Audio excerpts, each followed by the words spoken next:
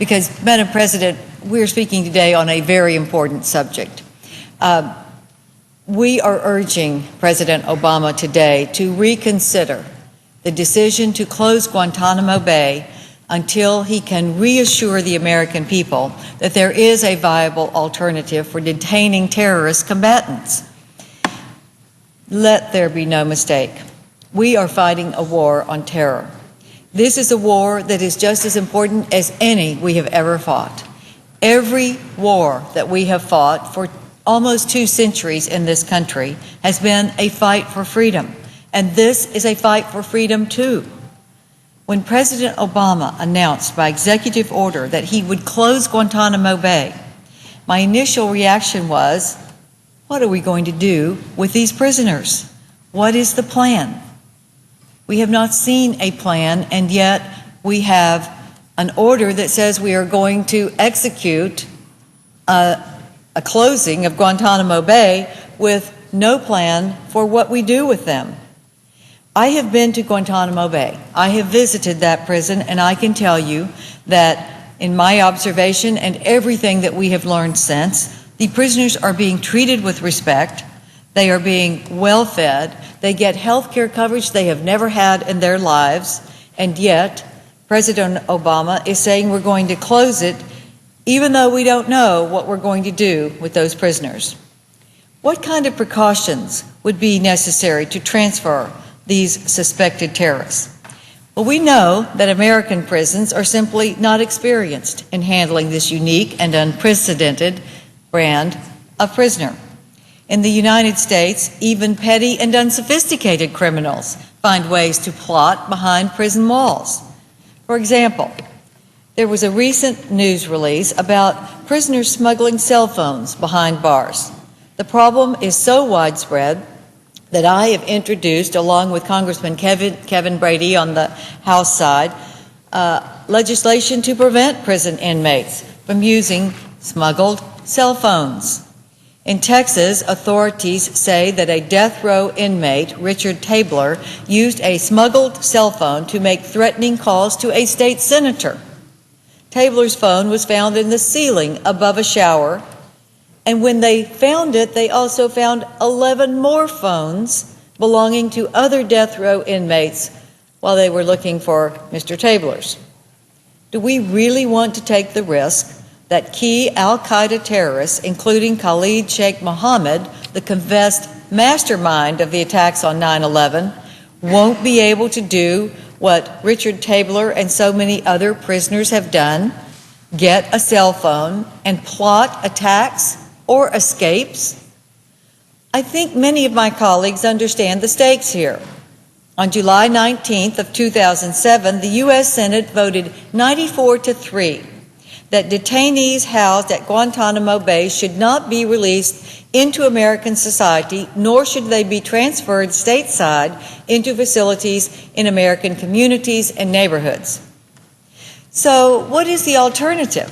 There's another alternative. We could let them go. We could release them back to their home country or to some other foreign country. But let's look at the risk of that. We now know that as many as 61 detainees previously released from Guantanamo Bay have returned to the battlefield, many of whom are now waging war against Americans. The prisoners already released were believed to be the least dangerous, and yet many have returned to the battlefield. The ones remaining are considered the most dangerous and the most likely to kill again or plot to kill again. Earlier this year, we learned that one former Guantanamo Bay detainee, Saeed Ali al-Shiri, is currently serving as the deputy leader of al-Qaeda in Yemen. Those terrorists are directly responsible for the 2008 bombing of the U.S. Embassy in Yemen, in which 10 people were murdered. Even though al-Shiri was transferred from Guantanamo Bay to Saudi Arabia for a period of rehabilitation, he rejoined al-Qaeda and assumed a leadership role in the planning and execution of terrorist acts. With this knowledge, can we really be serious that we would abandon the security of Guantanamo Bay for an alternative of foreign transfers that could pose harm to ourselves and our allies, and especially to our young men and women serving right now in the military in the Middle East. Madam President, without a viable option, and I do not consider it viable to just let them go, because we have a history of what happens with that, nor do I think it's a viable option to transfer them to a prison in the United States until we know how we are going to secure that prison from any visitors, any capability of getting cell phones or, worse yet, weapons, so that we can assure that there will not be plots from an American prison to kill Americans who are innocent anywhere in our country. Unless we have a viable option, I urge the President not to set a deadline for closing Guantanamo Bay until the American people are assured that there is a safe place for them to go. I believe the safest place for them is right where they are. Guantanamo Bay is secure. There have been no escapes from Guantanamo Bay, and they are getting treated very well. I have witnessed that, and many others of my colleagues who have taken the time to visit know that they are being treated well, in many cases getting better care than they have had in their lifetimes. And I implore the President to change this order.